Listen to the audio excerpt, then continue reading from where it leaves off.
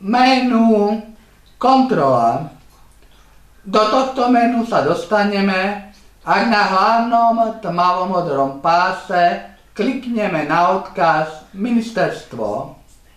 Potom klikneme na odkaz v ľavom informačnom stĺpci s nadpisom Kontrola. V ľavom stĺpci sa nám ukáže tučným písmom otvorené menu s nadpisom Kontrola. Toto menu má ďalšie členenie, otvorí sa nám menu s odkazmi. Kontrolná činnosť v roku 2024, kontrolná činnosť v roku 2023, kontrolná činnosť v roku 2022, kontrolná činnosť v roku 2021, kontrolná činnosť v roku 2020, kontrolná činnosť v roku 2019. Tieto odkazy popíšeme neskôr v ich vlastnom menu. Pod tmavomodrým pevným pásom v hlavičke podstránky sa nám ukáže nadpis podstránky Kontrola. V pravom širokom stĺpci nasleduje text. Čiastkové nadpisy sú urobené hrubým písmom. Kontrola činnosť odboru kontroly a inšpekcie Ministerstva kultúry Slovenskej republiky. Na základe kompetenčného zákona je Ministerstvo kultúry Slovenskej republiky ústredným orgánom štátnej správy Slovenskej republiky v presne vymedzených oblastiach a podľa príslušných ustanovení zákona Národnej rady Slovenskej republiky číslo 10/1996 zbierky zákonov o kontrole v štátnej správe, zákona číslo 357/2015 zbierky zákona o finančnej kontrole a audite a o zmene a doplnenie niektorých zákonov a ďalších právnych predpisov, zároveň orgánom kontroly. Odbor kontroly a inšpekcie je špecializovaný útvar priamej riadiacej pôsobnosti ministra a jeho hlavnou úlohou je zabezpečovať a koordinovať kontrolnú činnosť na ministerstve a v organizáciách, ktoré patria do pôsobnosti Ministerstva kultúry Slovenskej republiky. Hlavnú činnosť v kalendárnom roku odbor kontroly a inšpekcie vykonáva na základe plánu kontrolnej a dohľadovej činnosti na jednotlivé roky schválený ministrom kultúry Slovenskej republiky. V kompetencii odboru kontroly a inšpekcie je najmä poprvé organizovať a vykonávať finančné kontroly na mieste z hľadiska oprávnenosti, účelnosti, hospodárnosti a efektívnosti využívania finančných prostriedkov poskytnutých zo štátneho rozpočtu Slovenskej republiky, transferovaných cez kapitolu ministerstva. Po druhé, kontroly nakladania a hospodárenia s majetkom, majetkovými právami a záväzkami štátu.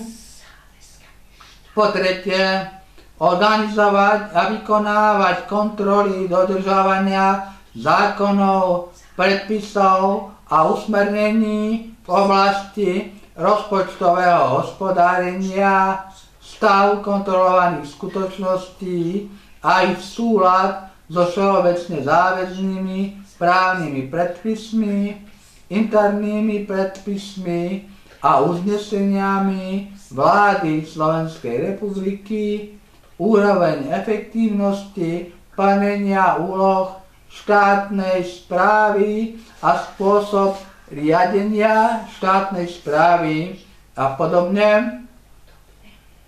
Po štvrté, vykonávať kontroly ochrany zbierkových predmetov, kontroly dodržovania zákonov, všeobecne záväzných právnych predpisov, rezortných predpisov a smerníc v muzeách, galériách a knižniciach v celoštátnom rozsahu a zabezpečenia ochrany objektov, v ktorých sú tieto predmety uložené.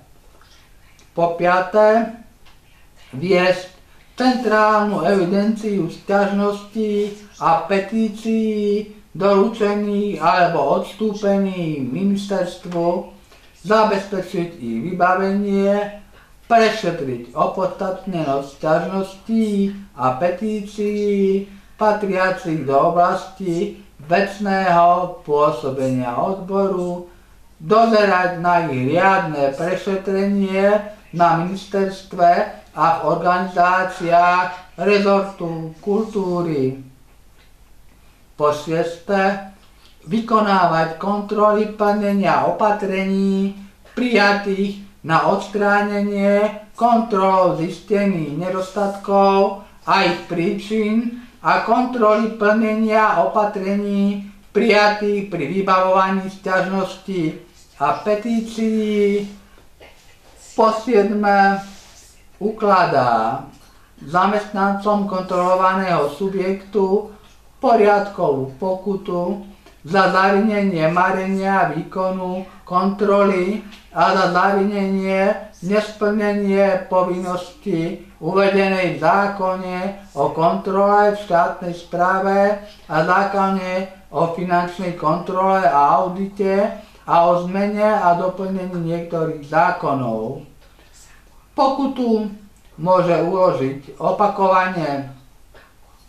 V ďalšej svojej činnosti odbor kontroly a inšpekcie sústreďuje podklady a oznamuje príslušným územným finančným orgánom porušenia rozpočtovej disciplíny pri nakladaní s prostriedkami kapitoly Ministerstva kultúry alebo s prostriedkami transferovanými cez kapitolu a na základe kontrolných zistení oznamuje orgánom činným v trestnom konaní skutočnosti nasvedčujúce spáchaniu trestných činov a prečinov alebo zločinov a poskytuje týmto orgánom potrebnú súčinnosť. Pod týmto textom je sivým písmom informácia o aktualizácii. V čase písania tohto menu bola posledná aktualizácia 2. novembra 2023 /MKSR admin. Nasledujú štandardné 3 pásy, biely pohyblivý s nadpisom organizácie ministerstva, potom ďalší biely pohyblivý s nadpisom dôležité odkazy a na konci je bielo, modrou, červenou trikolórou oddelený tmavomodrý pevný pás nazývaný tiráž. Naša aktualizácia 26. októbra 2024.